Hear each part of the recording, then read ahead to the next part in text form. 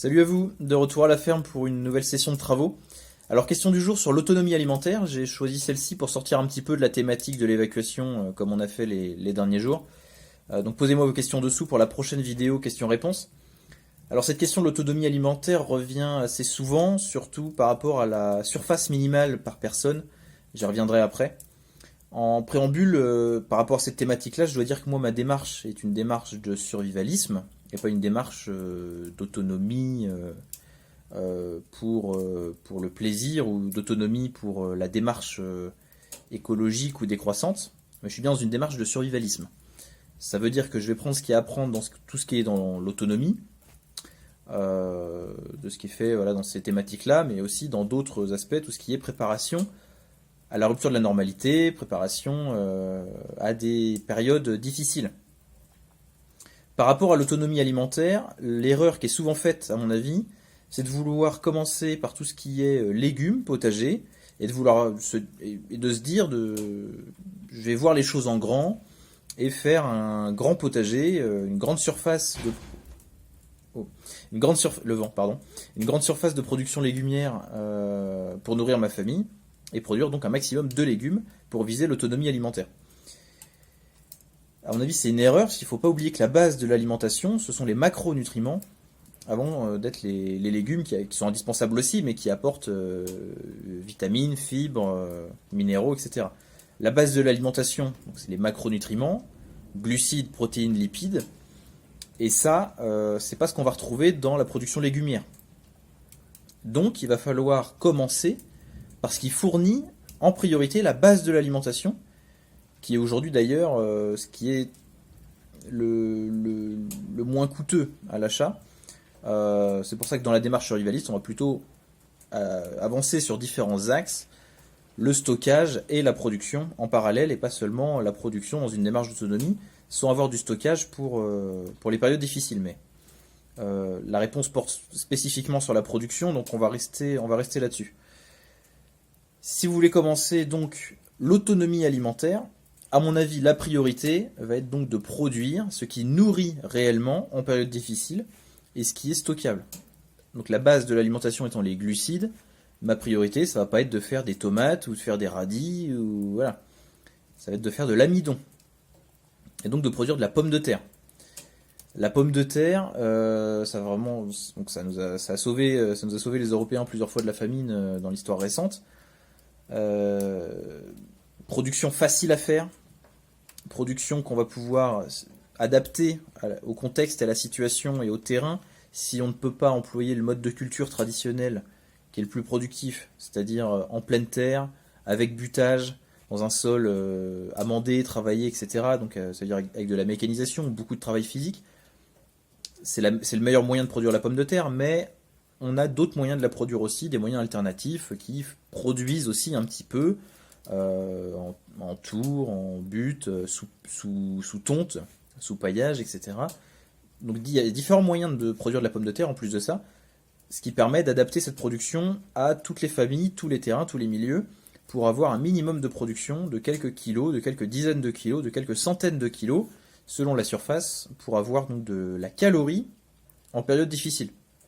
Donc moi, j'ai tendance à toujours conseiller la pomme de terre par sa facilité de mise en œuvre et surtout le fait qu'elle soit très, très connue, très, très simple après à l'utilisation, à la cuisine, etc. C'est vraiment un produit de base.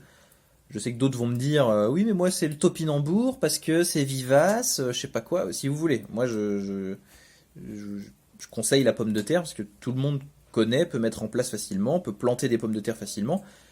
Et voilà, c'est la base. C'est la base. Donc maintenant, enfin niveau pommes de terre, on a des variétés sélectionnées, modernes, qui sont en plus de ça productives, résistantes aux maladies. Donc à mon avis, ça va être le meilleur choix, si vous voulez commencer l'autonomie alimentaire, de commencer par faire un champ de patates, si vous avez la surface, directement. Pour moi, ça va être la base. Alors on pourrait trouver que ça n'a pas forcément de sens économiquement, parce que la pomme de terre, c'est un produit peu coûteux, alors qu'on pourrait produire des légumes, des produits, je sais pas, des légumes estivaux, des légumes fruits qui se vendent plus cher, etc. Après faire des échanges.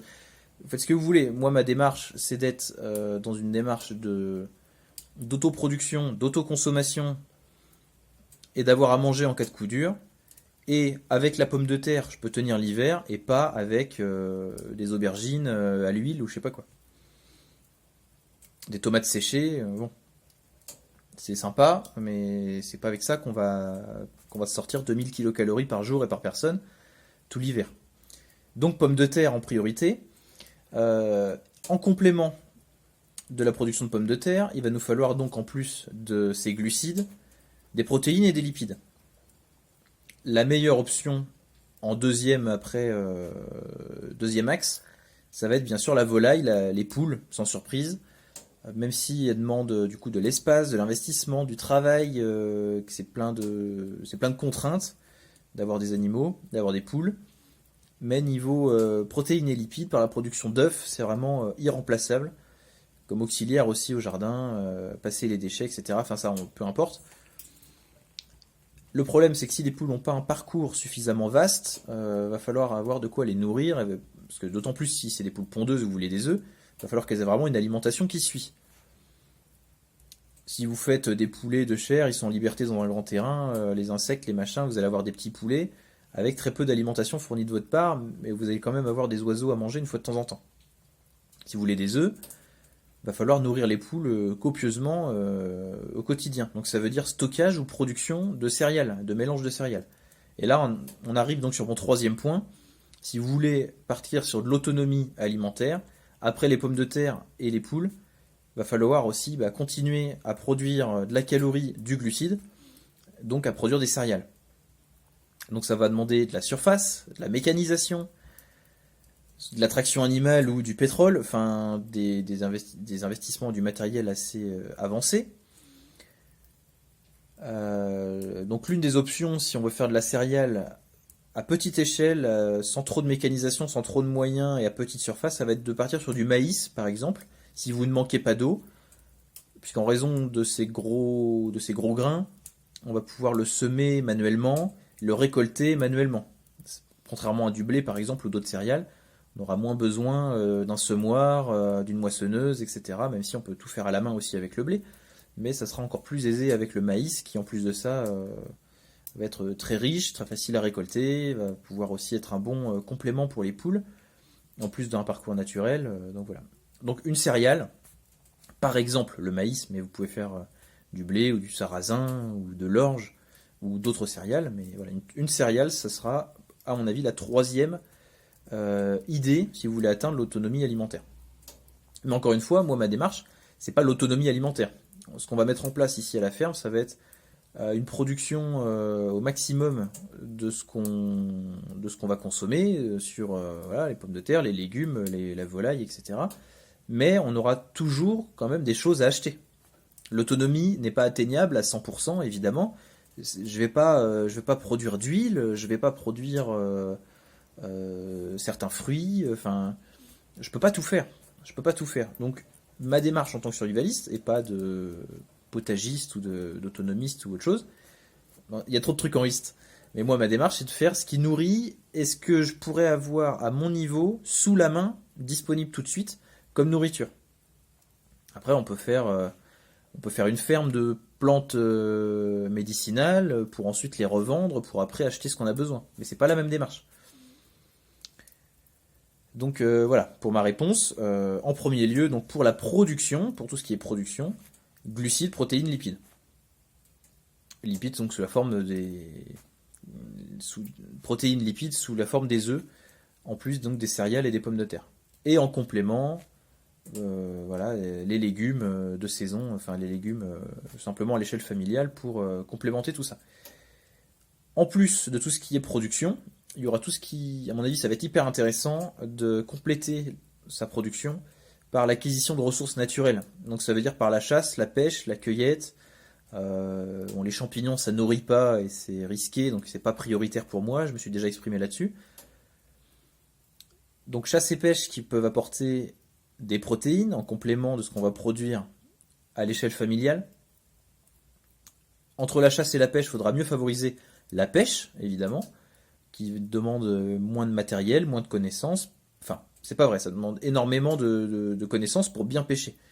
mais ça sera peut-être un petit peu plus accessible en termes de matériel, d'acquisition de permis. Il y a simplement une carte de pêche à prendre, il n'y a pas un permis de chasse à passer. Ça va être moins dangereux, plus discret, silencieux, on n'a pas besoin de s'inscrire à droite à gauche. On peut prendre une carte de pêche et aller après prélever du poisson dans les endroits poissonneux de sa région, et souvent à proximité de chez soi, silencieusement, calmement, sans prendre de risques, sans se mettre en danger, etc. Et donc la pêche est un moyen plus efficient que la chasse pour se fournir en protéines. Mais les deux sont intéressants. Voilà, je reviendrai un peu sur ces thématiques-là, sans doute à l'avenir. Et donc, pour compléter un peu l'ordinaire, tout ce qui est cueillette de plantes sauvages, donc pour un peu remplacer les légumes potagers qu'on n'aura pas pu produire chez soi par manque de temps, de surface ou par simplement manque de production, aléas de production, aléas climatiques, etc. Les plantes sauvages, c'est aussi un domaine sur lequel travailler qui ne vont pas apporter de calories, mais qui vont apporter des micronutriments intéressants pour compléter notre production de macronutriments. J'espère que vous me suivez jusque-là, je pense que vous comprenez la logique. Par rapport aux plantes sauvages, c'est pas sans risque aussi, et donc comme j'ai déjà eu l'occasion d'en parler, l'important dans les plantes sauvages, à mon avis, ça va être de se concentrer sur maximum une dizaine de plantes sauvages qu'on connaît par cœur, qui sont faciles à identifier, peu importe la saison, peu importe le stade de la plante, qu'elle soit à l'état de floraison ou non, on doit être capable de reconnaître 5 plantes, 10 plantes, en priorité les plus communes, les plus nourrissantes, comme l'ortie, voilà, avec en gros le b.a.-ba de la pêche, quelques connaissances sur les plantes sauvages les plus communes et les plus nourrissantes, et à la maison, sur vos quelques centaines de mètres carrés, quelques poules pondeuses, une par personne, ou deux par personne, si vous êtes une famille, et quelques pommes de terre. En période de disette, vous avez déjà une base alimentaire sur quoi vous appuyer, en plus de vos stocks de survivalistes prévoyants paranoïaques, qui auront donc quelques mois de nourriture en stock à la maison. Avec cette base-là, vous pouvez commencer, à mon avis, à voir venir. Et avant de commencer à parler d'autonomie alimentaire, il y aura, à mon avis, ce socle à mettre en place. Voilà. Donc voilà pour ma réponse sur l'autonomie alimentaire, qui sera quasiment impossible, comme je vous l'ai expliqué. Donc voilà pour la base, en gros, sur laquelle plancher. Et par rapport à la surface, donc nécessaire, à mon avis, en se concentrant comme ça sur l'essentiel, et en s'organisant au mieux à petite échelle, en étant parfaitement organisé, 100 mètres, 200 mètres carrés par personne peut être déjà un bon début pour avoir largement de quoi s'occuper niveau potager. Parce qu'encore une fois, la pomme de terre, ça va nous donner 1 à 2 tonnes à l'hectare avec l'amendement et la mécanisation, etc., avec un mode de culture traditionnel. Donc on a de quoi manger et on a de quoi faire des frites. Voilà. Donc posez-moi vos questions en dessous pour la prochaine vidéo questions-réponses. Et puis si vous voulez me recevoir mon aide en consultation privée au téléphone, je m'occupe de votre cas, je vous aide à avancer dans votre projet. Si vous avez un dilemme, si vous butez à une étape, si vous avez besoin de conseils pour la concrétisation d'un projet, pour tout ce qui est changement de vie, relocalisation, construction de votre plan B, de votre point de chute, de votre plan d'évacuation, optimisation de votre domicile, préparation de votre domicile, voilà, amélioration de votre résilience familiale, etc. Contactez-moi par en dessous, le lien est dans la description.